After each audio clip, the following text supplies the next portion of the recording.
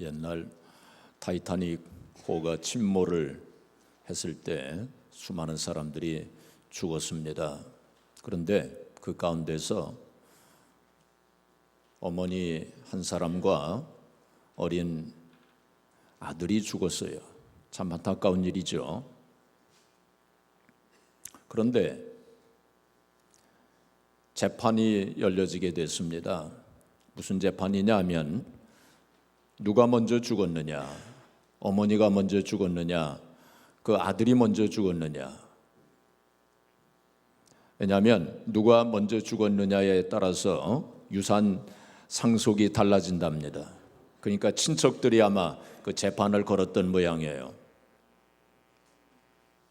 근데 그걸 어떻게 판결을 하겠습니까? 누가 본 사람이 있겠습니까? 그거 참 난감했겠죠. 그런데 그 판사가 명판결을 내렸습니다. 뭐라고 판결을 냈냐면 그 어머니가 먼저 숨을 거두었을 것이다. 왜냐하면 어머니의 사랑이 있었기 때문에, 어머니의 사랑이 있었기 때문에 어떻게 해서라도 그 어린 아들을 조금이라도 더 살리려고 아마 애를 썼을 것이다. 그렇기 때문에 그 아들이 몇 초라도 더 늦게 숨을 거두었을 것이다 라고 그렇게 판결을 내렸습니다. 그것이 어머니의 사랑입니다. 그리고 어버이의 사랑이에요. 오늘은 어버이 주일입니다. 그리고 미국에서는 마더스데이, 어머니 날이죠. 1908년 5월에 안나라고 하는 소녀가 자기 어머니를 기념하여 빨간 카네이션을 달았던 것이 계기가 되어서 그때부터 이제 그러한 풍속이 생겨나게 되었고, 1914년 윌슨 대통령이 공식적으로 마더스데이를 선포하게 되고, 이제는 세계적으로 이제 그 어머니 날을 기념하게 되었습니다. 우리나라는 1956년에 시작되었다고 합니다. 여러분, 제가 한 가지 질문을 던지겠습니다. 성경에 자녀를 사랑하라 하는 말씀이 있을까요, 없을까요? 있어요, 없어요? 없어요. 없으니까 제가 이런 질문을 하겠죠. 자녀를 사랑하라 라고 하는 말씀이 성경에 없어요. 왜 없을까요? 그건 누구나 다 자녀 사랑하기 때문에. 그래서 하나님께서 말씀 안 하셔도 다 동서고금을 막론하고 빈부귀천을 막론하고 다 자녀 사랑할 줄 알아요. 물론 가끔 가다가 이상한 부모도 있어서 그런 부모 신문에도 나오고 그러지 않습니까? 그런데 대부분의 부모는 자기 자식 사랑할 줄 압니다. 이 세상에 아무리 타락해도 부모의 사랑은 타락하지 않았어요. 자, 그런데 부모를 공경하라 하는 말씀은 성경에 많이 나와 있습니다. 부모 공경하라 하는 말씀은 성경에 많이 나와 있어요. 왜 그럴까요? 사람들이 부모 공경 안 하기 때문에. 모든 사람들이 다 부모 공경하고 자동적으로 그런다면 성경에 그 말씀 없을 거예요. 근데 부모 공경하지 않는 사람이 많기 때문에 부모 공경하라 하는 말씀이 성경에 여러 번 나오는 것입니다. 오늘 어버이 주일을 맞이해서 너나 할 것 없이 우리가 우리 자신들을 되돌아보면서 내가 과연 얼마나 부모 공경을 했는가 하는 거 되돌아보면서 우리가 회개하는 마음으로, 이미 돌아가신 부모님을 두신 분들도 많이 있을 것입니다. 생전에 또 그렇게 부모 공경하지 못한 거 우리 회개하는 마음으로 우리 함께 하나님 말씀을 같이 생각해 보도록 하겠습니다. 성경에 보면 부모 공경에 대한 말씀이 많이 나오죠. 먼저 우리 출애굽기 20장 12절 우리 같이 봉독해 보겠습니다. 네 부모를 공경하라. 그리하면 네 하나님 여호와가 네게 준 땅에서 네 생명이 길리라. 그렇게 말씀했고, 신명기 27장 16절에 보시면 그 부모를 경홀히 여기는 자는 저주를 받을 것이라 할 것이요 모든 백성은 아멘 할지니라. 또 잠언서 23장 25절에 보시면은 네 부모를 즐겁게 하며 너 낳은 어머니를 기쁘게 하라, 이 말씀했습니다. 오늘 본문 말씀 또 우리 다시 한번 봉독하겠습니다. 에베소서 6장 1절부터 3절까지 같이 봉독합니다. 자녀들아, 주 안에서 너희 부모에게 순종하라. 이것이 옳으니라. 네 아버지와 어머니를 공경하라. 이것은 약속이 있는 첫 계명이니 이로써 네가 잘되고 땅에서 장수하리라. 이 공경하라라는 말씀이 참 많이 나오죠. 그렇다면 우리가 정말 부모님을 공경했는가 하는 거 한번 우리 자신들을 되돌아봐야 할 것입니다. 나는 부모님을 잘 공경했습니다 라고 자신 있게 말할 수 있는 사람 별로 없을 거예요. 그렇죠? 그래서 우리는 모두가 다 불효자들입니다. 불효자들이에요. 저도 불효자입니다. 저희 부모님 다 돌아가셨는데 참 불효자입니다. 노래 가사에 보면 불효자는 웁니다, 그런 가사가 있지 않습니까? 우리는 참 부모님 생각하면 다 속에서 눈물이 나와요. 그렇죠? 예. 그래서 이번 오늘 어버이 주일을 맞이해서 우리 자신들을 되돌아보면서 또 회개하면서 그 어버이의 그 사랑, 어버이 공경에 대해서 같이 생각해 보겠습니다. 먼저 그 부모님의 사랑이 왜 그렇게 귀한가? 부모님의 사랑이 왜 귀한가? 첫 번째로 부모님의 사랑은 자기 부모님 그 목숨보다, 생명보다 더 자식들을 사랑하기 때문에 그래 귀한 것입니다. 그렇죠? 6.25 때 어머니가 이제 자식을 등에다 업고 피난을 갔습니다. 그때에 비행기가 막 뒤에서 쫓아오면서 막 폭격을 할 때에 그 어머니가 어떻게 했습니까? 뒤에 업은 그 아기를 품에다가 돌려 안았어요.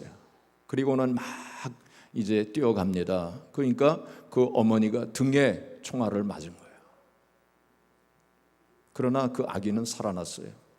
그런 어머니들이 참 많았답니다. 그게 어머니의 사랑이에요.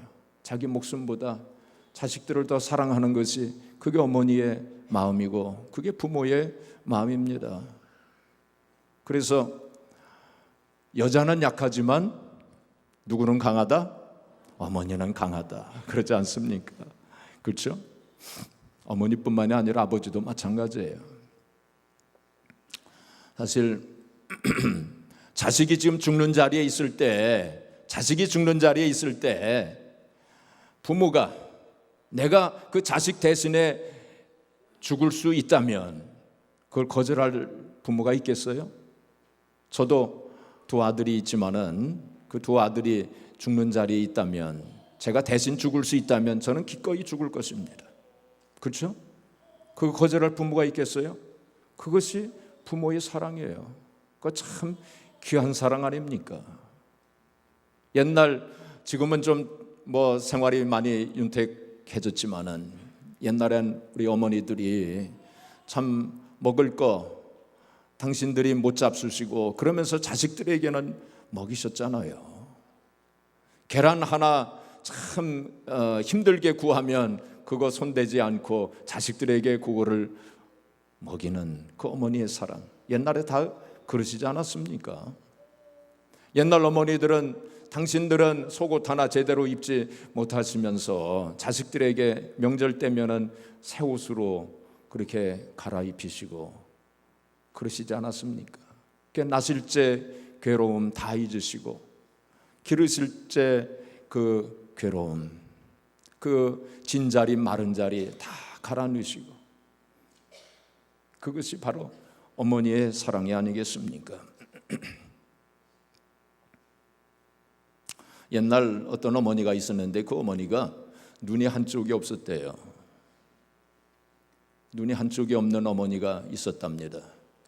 근데 그 어머니에게 아들이 하나 있는데 이 아들은 그 어머니를 그 눈이 한쪽이 없어가지고 지금 같으면 가짜 눈이라도 이렇게 해놨겠지만 옛날에 그런 거 했습니까? 움푹 들어간 그 어머니의 눈을 보면서 또 친구들이 그걸 또 놀리는 것을 보고 어머니를 싫어했어요.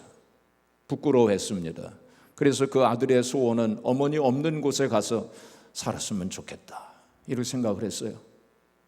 그래서 고등학교를 졸업하고 서울로 이제 대학을 가게 됐습니다. 그리고는 대학을 졸업하고 거기서 직장을 얻고 결혼까지 해서 두 아이도 낳고 그렇게 살았어요. 그때에 그 어머니가 10년 만에 그 아들 집을 방문했답니다. 10년 만에 그 아들 집을 방문했는데 그 아들이 그 어머니가 빨리 좀 갔으면 하는 그러한 마음으로 그렇게 어머니를 대우했던 모양이에요. 그래서 어머니가 불편한 마음으로 겨우 그냥 하룻밤 지내고 고향으로 다시 되돌아가셨습니다. 그리고 그 어머니가 아들에게 이런 편지를 보냈답니다. 아들아, 이 편지가 도착하면 내가 이 땅에 없을지도 모르겠구나. 네가 3살 때 사고를 당해 한쪽 눈을 잃었단다. 그때 내가 의사에게 내 눈을 빼서 아들에게 주기를 부탁했단다. 나는 이제 얼마 살 날이 남지 않았지만 아들은 앞날이 창창한데 꼭 아들에게 눈을 주고 싶다고 했지. 그래서 네가 공부를 누구보다도 잘하는 모습을 보게 되었단다. 나는 그 모습을 볼 때마다 흐뭇하고 감사하고 너무나도 기뻤단다. 그랬답니다. 그것이 바로 어머니의 사랑이죠. 모든 것을 눈 한쪽 뿐이겠습니까? 그 모든 것을 다 주기를 원하는 것이 바로 어머니 또 부모의 마음이죠. 그래서 부모의 사랑이 귀한 것입니다. 또 부모의 사랑이 왜 귀하냐면은 부모는 우리의 그 모습 그대로를 받아주시는 사랑이기 때문에 우리의 못난 그대로 또 부족한 그대로 우리를 받아주시는 것이 부모의 사랑이십니다. 어떤 아들이 있었는데 그 부모와 말다툼을 하다가 그만 그 부모님의 몸에 상처를 냈대요. 그러니까 이웃 사람들은 저 몹쓸 놈이라고 다 욕하고 손가락질하고 그랬는데, 근데 그 부모는 유치장에 갇힌 그 아들을 찾아갑니다.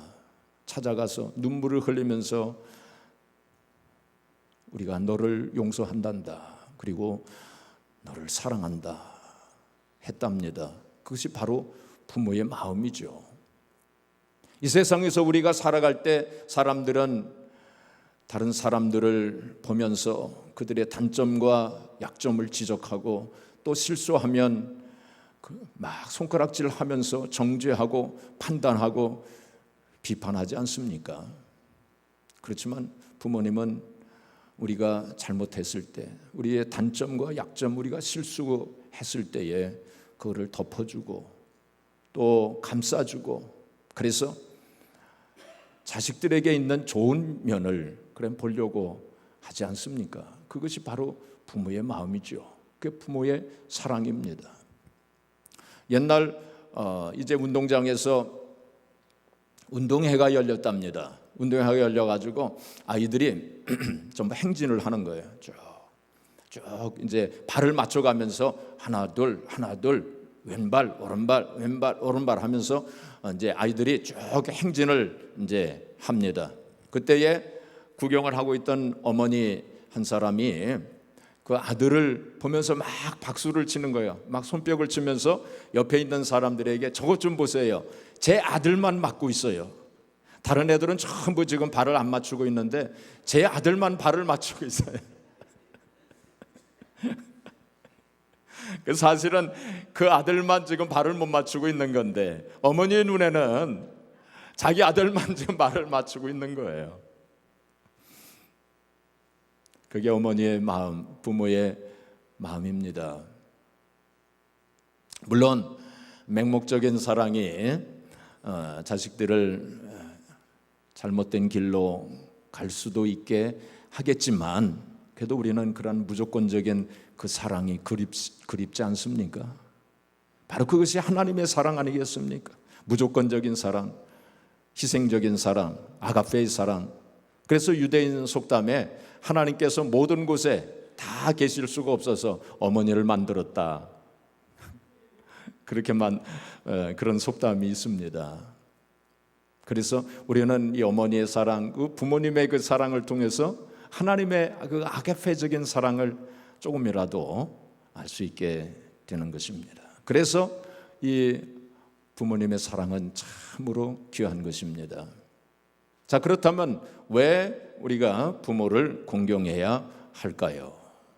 그것은 주님의 명령이기 때문에, 주님 명령이기 때문에, 주님께서 부모를 공경하라 하는 말씀, 성경의 명령으로 우리에게 주어진 것입니다. 이것은 해도 되고 안 해도 되는 게 아니에요. 우리 선택의 문제가 아닙니다. 부모 공경을 해도 되고 안 해도 되는 그게 아닙니다. 반드시 해야 되는 거예요. 주님의 명령으로 주어진 거예요. 그래서 부모님이 좀 부족하시더라도 우리가 공경해야 됩니다. 부모님이 많이 못 배우셨어도 우리가 부모님 공경해야 돼요. 그리고 부모님께서 재산이 없으셔서 유산 남겨줄 거 없어도 그래도 부모님 공경해야 됩니다.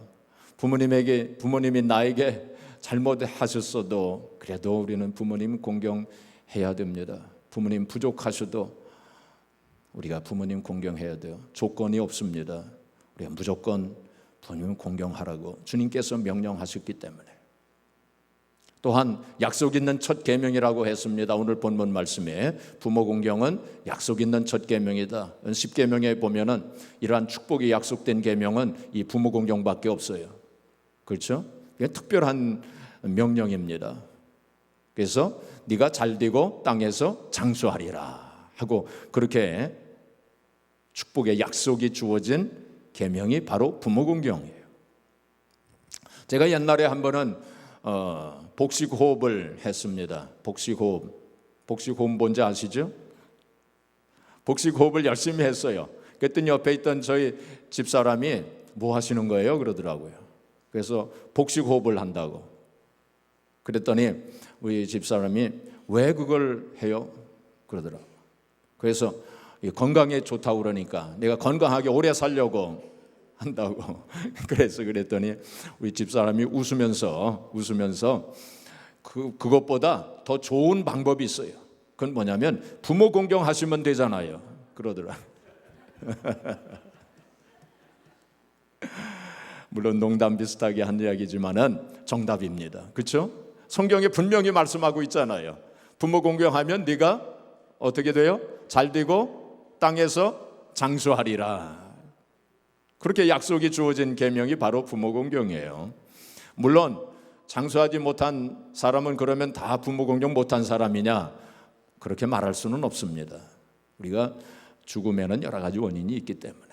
그렇죠? 그러나 분명한 것은 바로 부모 공경에는 이러한 축복의 약속이 주어진 계명이라고 하는 거 우리가 알아야 할 것입니다. 성경의 예를 보게 되면 룻이라고 하는 사람이 있지 않았습니까? 룻. 그렇죠? 이 룻이 그 시어머니 나오미를 얼마나 극진하게 잘 봉양을 했습니까? 공경을 했어요. 그래가지고 룻이 얼마나 큰 축복을 받았습니까? 그렇죠? 그래서 좀 예수님의 족보에 들어가는 큰 영광을 가지게 됐죠. 엄청난 축복 아닙니까? 그 다음에 또 이삭이라고 하는 사람이 있죠.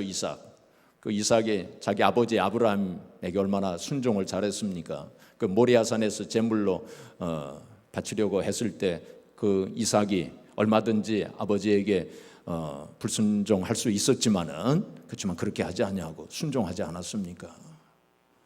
그걸 보게 되면 이삭이 부모님 아브라함을 잘 공경했던 사람이라는 걸 알 수 있어요. 나중에 이삭의 삶을 보게 되면 참 특별한 면이 있어요. 그 이삭은 어느 곳에 가든지 우물을 파도 꼭 물이 나왔어요. 다른 사람들은 우물을 파도 물이 잘 안 나오는데 중동은 그 사막 지역 아닙니까? 황무한 그런 땅인데 그 물이 나온다고 하는 거, 우물을 판다고 하는 거, 이건 생명과 같은 것입니다. 그런데 이삭은 어느 곳에 가더라도 어느 곳에 가서 우물을 파더라도 꼭 물이 나왔어요. 성경이 그거를 말씀하고 있지 않습니까? 이게 특별한 축복을 받은 거예요. 그 다음에 노아의 그 세 아들 있지 않았습니까? 셈, 함, 야벳이라고 하는 세 아들이 있지 않았습니까? 그 노아가 술에 취해가지고 하체가 드러났을 때에 그 함이 그거를 보고 아버지의 그 수치를 이렇게 덮어드리지 않고 그걸 다른 사람들에게 막 얘기를 해가지고 그 아버지의 그 부끄러움을 드러내지 않았습니까? 그래서 셈과 야벳은 어떻게 했습니까? 뒷걸음질 치면서 담요를 가지고 가서 아버지를 덮어드리지 않았습니까? 그래서 성경에 보면은 셈과 야벳은 축복을 받고 그 함 그리고 함의 그 아들 가나안 그 자손들이 저주를 받는다 하는 그러한 말씀들이 있는 것을 보게 됩니다. 자, 그래서 우리가 부모를 공경해야 된다 하는 것입니다. 마지막으로 그럼 우리가 어떻게 부모를 공경할 것인가 하는 것입니다. 첫 번째로 육신을 편안하게 해드려야 돼. 육신을 편안하게. 그래서 우리가 신경을 써드리고 또 관심을 가져드리고 그렇게 해야 됩니다. 나이가 들면 젊은 사람들보다 더 추위를 타실 수도 있고 또 더 더위를 타실 수도 있고 나이가 드시면 입맛도 까다로워질 수도 있어요. 그렇기 때문에 이러한 여러 가지 면에서 신경을 써드려야 한다 하는 것입니다. 육신을 편안하게 그렇게 해드려야 돼요. 그 다음에 두 번째로 마음을 평안하게 해드려야 합니다. 마음을 평안하게 해드려야 돼요. 마음을 평안하게 해드리기 위해서는 부모님에게 작은 일이라도 이렇게 순종하는 그런 마음을 가져야 합니다. 그 연세대 교수의 김영석 교수라고 계셨어요. 지금은 나이가 연세가 많으실 거예요. 90이 훨씬 넘었을 거예요 아마. 그 이분이 참 유명한 철학자 아닙니까? 또 독실한 크리스찬이에요. 이분이 아주 좋은 훌륭하신 그 크리스찬이신데 이분이 그 회고록에 이런 글을 썼습니다. 내가 막 대학에 들어간 지 얼마 되지 않은 어느 날 시골에 계시던 아버지께서 아들을 보시러 서울에 올라오셨다. 당신께서는 몇 달 만에 보는 아들에게 뭔가 사 먹어야 되겠다는 생각에 근처 식당에 데려가셨다. 그곳은 학교 부근 중국집이었는데 아버지께서는 중국집이 처음이셨다. 시골에서 농사만 짓던 노친네가 어찌 중국집에 가본 적이 있었겠는가. 우리는 그 집에서 짜장면을 시켜서 먹었는데 짜장면을 한 손으로 비비지 않고 두 손으로 섞는 나의 모습이 영 못마땅하셨는지 사람이 점잖지 못하게 그게 뭐냐고 하셨는데 난 편하면 되지 하며 고집을 부렸다. 그런 나를 주름진 눈으로 힘없이 가만히 보시던 기억이 난다. 이제 내 나이 70을 지나 그때 내 아버지 나이보다 훨씬 더 늙은 아버지가 되어보니 내 아버지의 모습이 너무나 그립다. 그때 거기서 아버지의 말씀대로 그렇게 했더라면 좋았을 것을. 그것이 비합리적, 아니 잘못된 것일지라도 그렇게 한다고 대단한 큰일이 일어나는 것도 아니었는데 요즘 와서 아버지의 그 슬픈 눈이 자꾸만 떠오른다. 저도 이 글을 읽으면서 참 제가 어렸을 적에 청소년 시절에 그리고 청년 시절에 제 부모님께 말대꾸한 것이 생각이 나더라고요. 말대꾸하고 그냥 퉁명스럽게 대답하고 그런 게 생각이 나더라고요. 참 돌아가신 부모님 생각을 하면서 그 생각을 하니까 얼마나 가슴이 아픈지 참 가슴이 아리도록 그렇게 아프더라고요. 그때 좀 공손하게 좀 대답을 해드리고 그랬으면 좋으련만 그때 왜 그렇게 퉁명스럽게 대답하고 말대꾸하고 막 그렇게 했는지. 그래서 우리가 작은 일이라도 이렇게 부모님에게 순종하는 것이 마음을 평안하게 해드리는 것이 되는 것입니다. 그 다음에 또 우리가 건강해야 부모님 마음이 평안해지십니다. 그렇죠? 자식이 아프면 얼마나 마음이 아프시겠습니까? 그래서 우리가 건강하게 살아야 돼요. 그 다음에 자식이 잘 되어야 마음이 평안하신 겁니다. 그렇죠? 가치 있는 사람이 되어야 합니다. 형제끼리 우애해야 됩니다. 형제끼리 불화하면 부모님 마음이 얼마나 아프겠습니까? 그래서 형제끼리 우애 있게 살아야 돼요. 또 부부끼리 화목하게 살아야 됩니다. 자주 소식을 전해드려야 합니다. 부모님은 자식들로부터 소식 오기만을 기다리면서 사시지 않습니까? 그래서 자주 소식을 보내드려야 합니다. 무슨 큰 선물 바라시는 게 아니고 자식들로부터 소식 오기만을 기다리면서 사시지 않습니까? 그리고 혹시 부모님이 실수하시더라도 부모님도 인간이기 때문에 잘못하실 수 있어요. 그때 용서해 드려야 됩니다. 자식들로부터 용서받지 못하는 부모님이야말로 가장 불쌍한 부모님이 되시는 것입니다. 그래서 넓은 마음으로 부모님도 다 용서해 드려야 돼요. 우리가 그래야 부모님 마음이 평안해지시는 겁니다. 그 다음에 영혼을 평안하게 해드려야 돼요. 우리가 육신을 평안하게 해드리고 또 마음을 평안하게 해드리는데 그 영혼이 평안하지 못하다면, 돌아가셔서 천국에 가시지 못하신다면 그거야말로 얼마나 불효가 되는 것입니까? 그래서 부모님의 영혼이 아직 구원받지 못한 부모님이 계시면 우리가 만사를 제쳐놓고 수단 방법을 가리지 아니하고 부모님 전도해 드려야 돼요. 그 영혼을 구원시켜 드려야 돼요. 그것이 가장 중요한 일입니다. 그렇죠? 영혼을 평안하게 영원히 평안하게 그렇게 해드려야 되고, 부모님을 위해서 우리가 많이 기도해야 할 것입니다. 그런 말이 있습니다. 나뭇가지는 가만히 있고자 해도 바람이 기다려주지 않고, 부모 공경하고자 해도 부모님이 기다려주시지 않는다 그랬습니다. 그렇죠? 좀 형편이 좀 나아지면, 나중에 좀 시간이 좀 지나면 그때 부모 공경 잘해야지 그런 마음을 먹는다면 평생 부모 공경 못합니다.